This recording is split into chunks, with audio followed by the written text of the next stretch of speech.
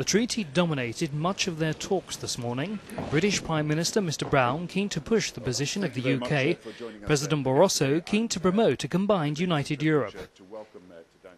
We've talked about the trade talks that we want to see resumed in the most positive way to get a result this year so that we have a world trade agreement.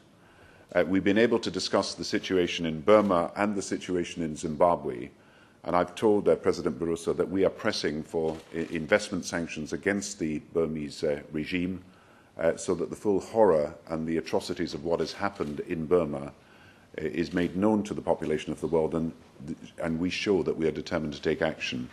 I made it clear that we are condemning what is happening at the moment in Zimbabwe, and we will not attend the African Union-EU summit when these issues are raised.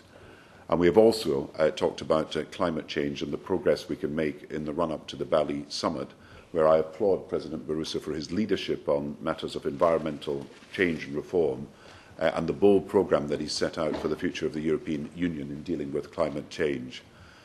The final issue that we have talked about is the Reform Treaty. And I've made it clear, as I've made clear on so many occasions here, that we have to achieve in detail the red lines that we set out. In other words, we must have the safeguards in the protocol on the Charter, in the opt-in on justice and home affairs.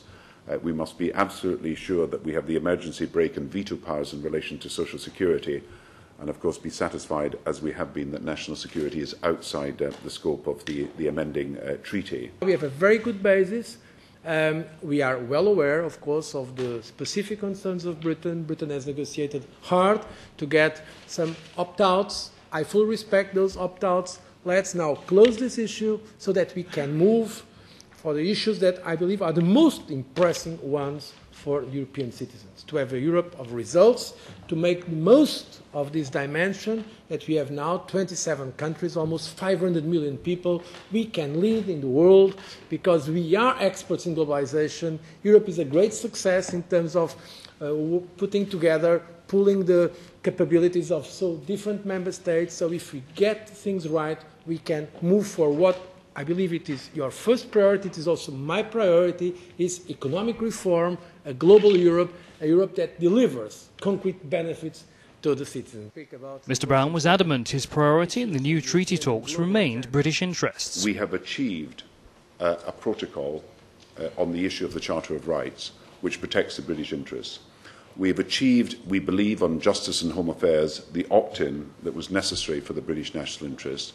We've achieved an emergency brake and a veto in relation to social security that protects the British national interests. National security is outside the scope of the amending treaty, so the British national interest in that respect has been safeguarded.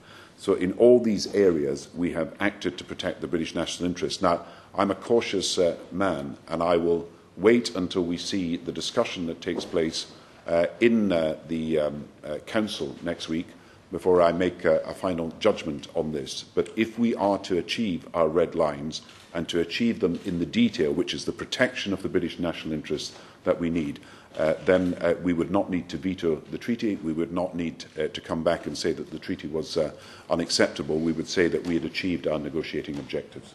Thanks very much. A question to Mr Barroso, first of all. I just wondered how you would feel on a personal level sitting around a table with Robert Mugabe